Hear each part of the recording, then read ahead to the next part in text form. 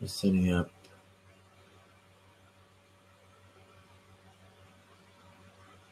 Give me 1 second. So welcome once again. I'm Dr. Bart Rademaker, prescription for your transformation, real people, real conversations, and real success. And really excited today, and because I get to experience all these incredible people all over the world, and today is absolutely no exception. And it's kind of dear to my heart because it's almost like a cousin country to my own country. Me coming from Holland originally, and being a transplant all over the world, and ultimately ending up in the United States. But Indonesia has a lot of connections with the Dutch culture, and so today is pretty exciting, because the truth is that over thousands and thousands of years, how did we transfer knowledge? How was it that we communicated the important things? And the oldest tradition, and everyone knows this, the oldest tradition is storytelling. And so there's an incredible magic about storytelling. And Indonesia has a very unique way of doing it. And we're going to experience that today. And what's really cool about the artist that is going to be presenting, you can see him right there. Amazing dude. I just met him the other day, and he's out there hanging out in one of my favorite cities all of the world, which is in San Miguel de Allende in Mexico. But combining this old fashion of storytelling with modern technology, and that's perhaps one of the coolest things. So I want to introduce an amazing artist, Ali Agus. Thank you so much for joining me today, and with your project, Digital Dalang. So tell us what that really is all about, the Digital Dalang, if I say it correctly, because I just found out and learned about it today. So yeah, as you said, Digital Dalang is an art installation that combines one of the oldest known forms of storytelling, Indonesian shadow puppetry, wayang kulit, with one of the newest forms of storytelling, which is digital projection mapping. And yes, you did say, yeah, dalang. We say lang, but it's hard to get the accent right. Right. So, but there's something very unique about the old puppeteers, right? Because tell us, what's the tradition in Indonesia, with that storytelling? Because there's much more than just a story, right? Yeah. So the dalang, the puppeteers, were the shadow puppet performances were used as a way to pass on knowledge, to the people, myths, knowledge, stories, anything relevant in that day. And the dalang, the puppeteer, would perform these stories from the Hindu Ramayana epics from sunset to sunrise for like 12 hours by himself, only accompanied by an Indonesian gamelan orchestra. And to do this, he would have to go into a trance-like state to connect himself with the ancestors, because essentially what he's doing is he's telling the stories and histories of the people and of our ancestors. So he'll light an incense and douse his face with holy water and go into a trance-like state before he performs these stories for 12 hours straight. And he was kind of revered as a master storyteller, a comedian, a political commentary, a priest. He was looked up to in a lot of ways in the old times. So why is this so important for you, and why bring it to Burning Man? Why? Well, because I've always been in love with the culture of my homeland, Indonesia, and the arts and things. And I've always, actually my whole lifelong dream I wanted to be a Jim Henson Muppeteer, ever since I was a kid until now. So I've always had a love for puppetry. And from my first burn in 2010, the main reason I tried so hard to get there my whole life was because of the art. Right. And then seeing all of these amazing art installations on the playa, I knew that I really, really wanted to bring something that represented the cultural arts of my homeland there. Right. So it's been a long time in the making. Nice. Yeah, and for those people listening in today or some other time, Burning Man is a pretty amazing event, and it's an event where 70,000 people all gather in one absolute emptiness desert in Nevada, Black Rock City, for about 7 days. A lot of prep time beforehand, a couple of weeks, maybe up to a month. But interesting enough, if you were to go there right now, there's probably absolutely nothing. And that's one of the principles of this particular event. And a lot of confusion about the event as to what it really signifies and what it really means. And just to clarify some things, and I'm not a spokesman for Burning Man, I went for the very first time last year and just completely sold on it. I just loved the experience that I had there. And it's really about, freedom of expression and freedom to experience the arts and the perspectives and the visions of other people in a fashion that is really unobstructed. We in modern world, in essence, we're so confined by so many principles and rules and regulations that my belief is that what makes us unique as human beings is our ability to expand our brains, expand our mind, and to make choices and to make a choice to make our life better. And that's what's so beautiful about going to Burning Man, is just that ability just to express yourself and not being judged and not being criticized because you don't follow the norm. And so that's what's so really cool about Ali's art, is that it is different than perhaps what many are used to. But more importantly, it's a dynamic kind of art that Ali brings. And that's what's really neat, because really you're recreating digitally the experience of storytelling. So that's pretty awesome. So you have a whole team working with you, is that right? Yeah, we have like a team of 5 amazing computer programmers and visual mappers in Indonesia, slaving away on the designs, the digital designs. Then I have a team of another here in Mexico working on all the logistics. I'm working on the stage concept designs. And then I have a team of 2 in Texas who are amazing builders. They've done a couple projects for the Burn before, and they'll be physically fabricating and building our stage. Awesome. So not sure what happened there. We lost you there for a second. Are you still there? I'm still there. Did I lose your video? Lost your video. I can still. I lost your video there for a second, Ali. But for well, not okay. Actually, maybe not. So I'm going to go ahead and share some of your pictures here, and let's go ahead and start talking about some of these. Okay. Cool. So tell us about this one. This is pretty amazing. This was a digital art piece I did for actually an event poster for something that's somewhat of a regional burn in Bali on the Gili Islands called Burning Island. It's a 3-day music festival, but it's known as a worldwide fire meetup for fire dancers. So this happens 3 days on the Gili Islands off of Bali. And so this was an event poster that I designed for it. It's actually one of my favorite pieces. And when is this festival normally? I forget when it happens. It happens yearly, I think, in February, March. Okay. Maybe March. A buddy of mine just went, I think that's the one. And so this is where a lot of artists come from all over the world, just phenomenal people. Mm-hmm. Awesome. Well, you're phenomenal, so I guess that includes you too. Fire dancers in the world to meet up at this festival and just perform together for fun. Awesome. So I'm gonna scroll through some more pictures. Let's see. The technology covered. Oh yeah, this is one of my favorite ones. Actually, something I want to do every single day. Yeah, exactly. I mean, that's what this art piece was about. A lot of my friends didn't really get that, but for me, art is about releasing whatever you're feeling inside, whether it be happiness or stress or and this day was definitely one of those days. But I think it's a beautiful image.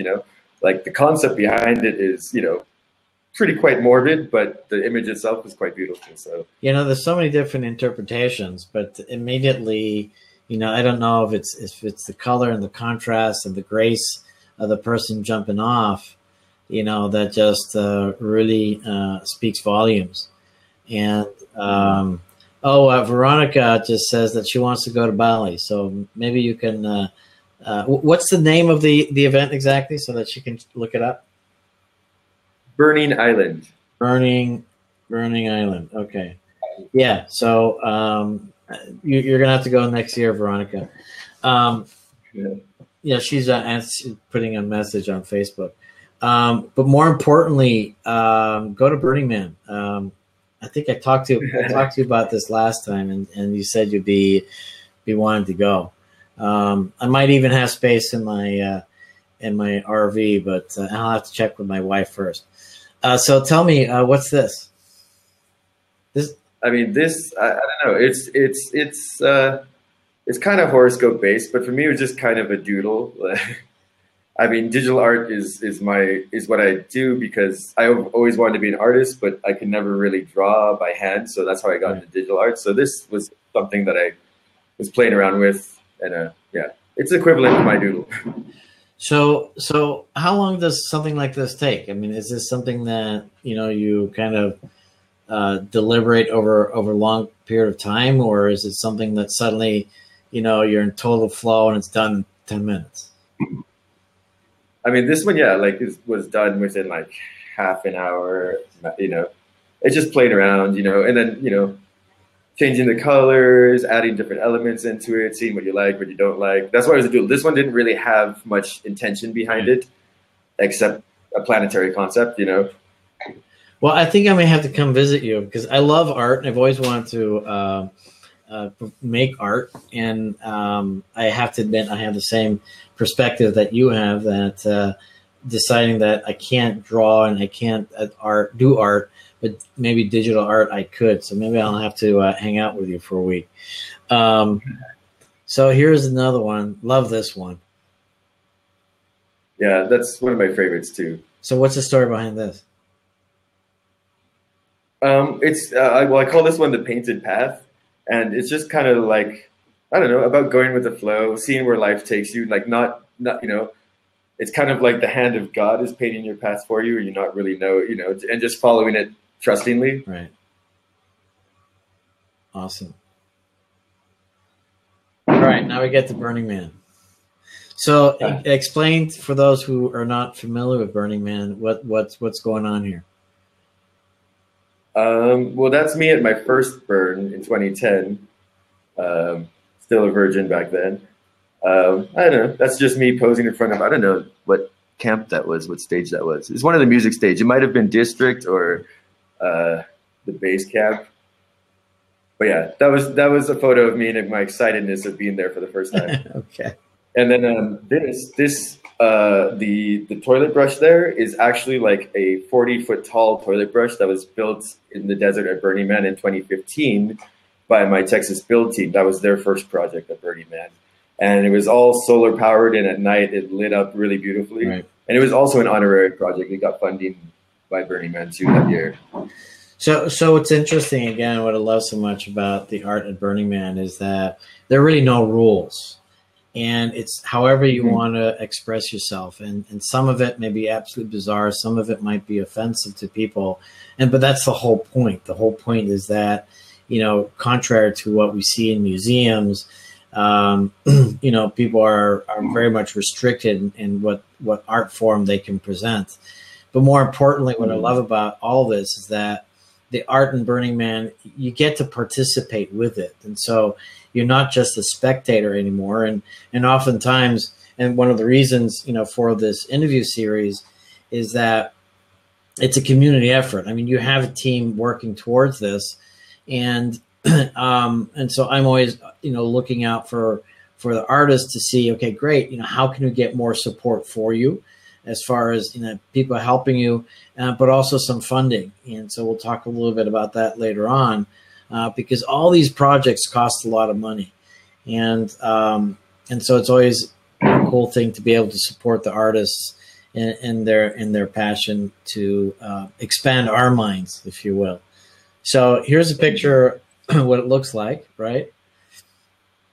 The road to Black Rock City, yeah. So it's emptiness down right there. And then... So yeah, that was a photo I took my first. Is that right? And edited it. Awesome. Yeah. And then, so tell us about this.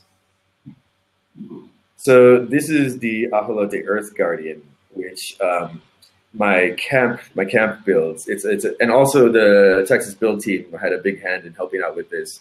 It's an amazing art car, but the ajolote is an endangered lizard here in Mexico, and it is one of the only known creatures that can regenerate any part of its body. It can have half of its head cut off, and it can still regenerate those cells. And unfortunately, there's barely any left in the wild now, and they're on the verge of being extinct. So the Mexico camp here started this art car to raise awareness for the ajolote. Wow. You know, me being an honorary Mexican, because that's where I grew up, never knew that. That's amazing. It's another cool thing about Burning Man. A lot of the art is in the form of cars or art cars, also called alien vehicles. And it's the coolest thing. And so at night, you see all these cars all lit up, and it's the coolest thing. It's like this most amazing light show that we get to have every single night. So here's another example of it, right? Yeah, with it firing up. Yeah. Very cool. That's you again? Yeah. Okay, that's me helping out with a different honorary art project last year called the Pyramid of the Dead. And the Pyramid of the Dead was created by this artist here in Mexico, Tomas Berkey. And it's been in installation every year here for like the past 6 years for Day of the Dead Festival, Laka Laka Festival here in Mexico. And so since I moved here, I was fortunate to be able to work under him. And last year he got an honorary grant and I went as his right-hand man, if you will, and we built it there. But that's a beautiful project because all of those photos are people who've passed away. So any burner or any person can submit a photo of a loved one and we make it into a giant memorial Mesoamerican pyramid to honor them. Nice. Is this the same one or is this different? That's the same one. So at night at the playa, we had it digitally mapped as well and lit up. That project was a big labor of love. Yeah, I remember seeing it. It was awesome. It was just a beautiful thing. This is before all the photos or photographs were put up, right? Mm-hmm. This was actually after the big dust storm kicked out a couple of the pieces and we had to go back and rebuild it. Oh, is that right? Yeah, there was a huge dust storm last year, and it knocked out like 7 art projects, ours included, and we had to rebuild it in a day. And but it was a beautiful piece, and there it is. I was very proud of it. This was Tomas. This was last year. You said last year, yeah. So it was the first time. It's been here for 6 years in Mexico, but it was the first time it was brought to the burn last year.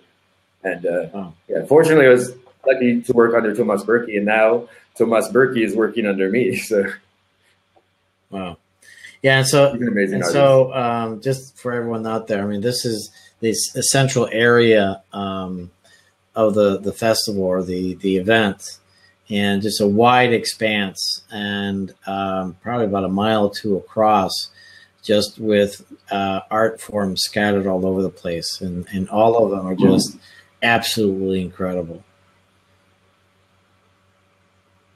So what do we got here? And so that's kind of another little doodle I made. That only took like a couple hours, but I call it default worlds, which is what we call or decompression, what you call it when you're experiencing that miss of being at the burn right after. So it was this I made about like a week or so after coming back last year, and yeah.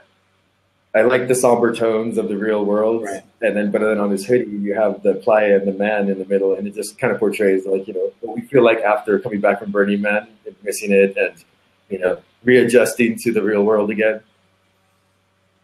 Yeah, it is a readjustment. Mm-hmm. So there's the pyramid. Yeah, it's another photo here, and then this is where it's in Mexico. Wow. Okay. Yeah, there's the town square in Mexico. Yeah. Unfortunately, we couldn't deck it out with all the flowers on the playa because that would become trash floating around in the wind, So, but yeah, it's really beautiful when it's done here in Mexico. So what do we got here?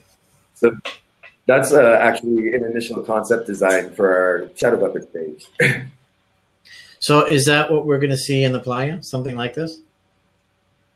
Pretty much, yeah. We're actually going to have seating and a fire pit on one side with a digital mat that you can step on, and it'll create the gamelan orchestra noises. So the spectators have something to do, and they can play the music by dancing on this mat in front. And then behind, we'll have the projector projecting the visuals, and then anybody can come up to that side and play with the puppets and see how they interact with the visuals. So puppets like these, anybody can come up and I love it. Manipulate them, see how they interact with the screen. So it's pretty cool. Amazing. Show that to us one more time, because I'm yeah. So here's an example of what the puppets look like. Wow. So yeah, spectators will be able to come up and play, and it'll cast a shadow on the screen, but then it'll also have digital effects coming off of those shadows via the projector. Wow, amazing. And depending on the movements, different effects will happen. Depending on which two characters are on screen at once, different effects will happen. Right. Nice. So have you picked a spot already where you're going to put this? Do you know? We're kind of hoping to go on the outer ring of the Esplanade, like just between Deep Playa and the main promenade or whatever. So, because actually the plan is to have this project linkable to art cars, so we can link up to their sound, and their sound will also control the visuals happening on our screen. So we requested to be put a little bit on the outer edge, so we would be able to do that as compared to being in the main. Right. Very cool. Art area. Well, I'm definitely visiting you. All right, let's look at some more of your art.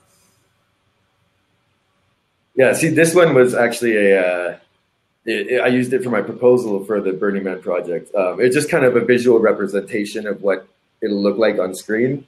But the one in the center is called the Gunungan, which is the mountain puppet. And every puppet show starts with that in the middle. It's always placed in the center. And it's like, it's kind of like equivalent of Mount Olympus in Hindu mythology, the Gunungan. Mm-hmm. So in this one, and it's always, the Gunungan always portrays at the bottom, like the human land, like the temple, and then the wings and the god, and then like the tree of life above it. So I interpreted it and made my own. So instead of having our home or temple, we have, if you can see on there, it has the Burning Man map at the bottom. So that's our home. That's our realistic, our real world. Right. And then you have the man burning in the middle as the god looking over us. And then at the top above him, instead of having the tree of life, that's actually a bird's eye view of the temple this year of Galaxia. So I took a rendering of their bird's eye 3D mock-up and then traced it, kind of made it more Indonesian batik style. So it also kind of lays out the whole map of Burning Man too. You got the city, then you got the man, then you got the temple at the other end. Wow. And so I think we're actually making this a physical puppet to play with at the burn too. Yeah, that'll be amazing. You're very talented there, Ali. This is very, very cool. And again, what's neat about this is that, seeing this kind of art, this art that I've never seen before, and all it does, it just inspires you to start thinking in different dimensions in different ways, expanding your brain to see life differently, and just have that opportunity to have a more, fulfilling life experience. And actually, that's really all what my interview platform is all about, is sharing the talents and the geniuses and the views and perspectives and solutions from other people, and so that you can actually integrate that in your life in one way or another. And if I can just inspire people to either support you or just come to Burning Man and experience it for themselves, and create an environment where we just support each other, that we trust each other, support each other, and do good for this world. All right, let's see some other things, because we're gonna have about 5 or 10 more minutes left. And let's see what else we got here. That's just an example of what traditional Indonesian shadow puppetry looks like behind the screen. Okay. I wish I had some shots of it now. And this? And this is a piece that I made when I found out that Larry Harvey passed away, the Burning Man founder. So, I mean, I always had a plan of like designing some puppets that were kind of Burning Man influenced, and I already kind of had this one in the works. And when I found out that he passed away, I reworked it to kind of make it look like him, because he was known as the man in the hat. Right. He always wore his hat. So Sang Pemake Topi means he who wears the hat in Indonesian. So this is a tribute piece to our Burning Man founder. And have you shared it with? And this is make a real. Yeah, have you shared it with the organization already or not? I have. I think I posted it on the Burning Man page, and I think I sent it to Instagram. But yeah, I would love to get it out there. And in the background, you have traditional Indonesian batik design. But yeah, I would love to make a physical puppet of this one to bring in. Yeah, make sure that people know who this is, because of this man, we have an incredible experience, and really sad to see him go this year. But I know that his legacy would say, everything's temporary, and it's all of us, the community, that makes this all happen. And but nonetheless, it's sad to see such a brilliant man go.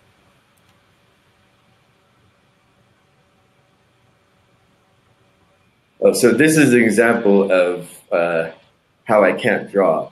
I discovered when I was in elementary school, my mom put me in after school Muslim class, because I'm Muslim. So instead of having Sunday school, we have like after school Haji class, we call it, and in which I had to learn to read and write Arabic. But it was there that I discovered that the one thing I can draw is calligraphy. Like, I loved drawing Arabic calligraphy. Right. And after reading Angels and Demons, I really got into ambigrams, which are calligraphy that you can flip and it still says the same thing. Right. It says something else. So these are examples of pieces that I've done. Very cool. Love it. So here again is the that was the team. There was a little bit more of us, but that was actually pretty much most of us. Right. Who put that whole thing together. That was the Pyramid of Death. The Pyramid of Death. I couldn't remember what it was. All right. So as we slowly wrap it up, and I really appreciate your time today, Ali. So here's a brief video of the guys. Oh, wait, hold on a second. Got the wrong one here. So here's a brief video about how it kind of works. And so now tell us what's happening here. So this was their initial testing phase. Our team in Indonesia, they've been programming for months the puppets' shape and patterns into their computers, and then having the sensor recognize them so they can follow it on screen and then later manipulate what effects are happening off of this. So these were the initial test runs. It's a very talented team, and it's amazing. Pretty soon we'll have updates on our Hatch Fund page with new videos of what they've done, because they've gone such a long way since then. Nice. Yeah, so make sure that you put links to this interview so that people can see it and get excited about it, and feel free to share this with others so that you can get your message out. And so I really want to compliment you, for this amazing art form and connecting an old style of communication with a newer style of communication, one that I can actually relate to and really enjoy, because I'm also a digital nut. Not that I'm very good at it, but you just have to see my studio right here. It's just all decked out, and I'm just, I'm actually just a surgeon for that matter. But I love this kind of stuff, and I love the kind of work that you do. And again, I can't emphasize enough how beautiful your work is, and just giving people like myself and everyone else who's not really an artist or actually who's performing as an artist. Let me rephrase that, because I think there's an artist within all of us. I think if we just let go of our own inhibitions, our own restrictions, our own beliefs, negative beliefs about ourselves, because as one of my coaches keeps on talking to us or asking us, if you were to ask an adult if they could draw, or if they could, be an artist, and most of them, if not all of them, will say no. But you ask any kid, could they draw? And of course, all of them, every kid can. And so they don't have those inhibitions. And so, but nonetheless, you know, the fact that you're doing this and exposing us to different forms of perspectives is a lot of fun, and it's a wonderful gift. And you know, when we look at these things, we really want to look at these things with a completely open mind and absolute no judgment. And that's what I like about that environment at Burning Man. It's radical self-expression and also radical tolerance. I mean, you just you know, accept people for who they are. And the cool thing about anything that creates any kind of irregularity and discomfort within yourself, you know, that's that space where you can actually learn something. You know, that's that space where you can actually grow, and that's what's actually beautiful. Sometimes kind of painful, but also at the same time, really quite a beautiful opportunity for us to grow. So I really want to thank you for today. And so how can people actually support you? You know, what's the best way for them to connect with you? And again, I want to reach out to call to action for people. Look, all these artists, these amazing artists, they need some funding. They have some, you know, funding resources out there. So please, you know, help out. So how can people reach you? Well, we currently have a crowdfunding campaign at Hatch Funds. So it's hatchfunds.org/project/digital dalang. Okay. Awesome. Yeah, we have about half the funding we need so far, and we still need quite a bit more. But anyone going to the burn, volunteers are always welcome. They can reach us at digitaldalang@gmail.com. And it's also good to know that we are working closely with Indonesian traditional artists to create these puppets. So by doing so and giving them a fair wage, we're giving back to the local community, as well as any additional funding is also going to go to help promote this project called vividkalimantan.org, which for $10 gets you 100 square meters of rainforest in Indonesia, which makes you carbon and oxygen neutral for 25 years. Oh my gosh. So any additional funding will go to there. And so we're working closely. Do you have a link for that? Do you have a link for that? I do. Yeah, well, sign me up for that one. I'll do it right away.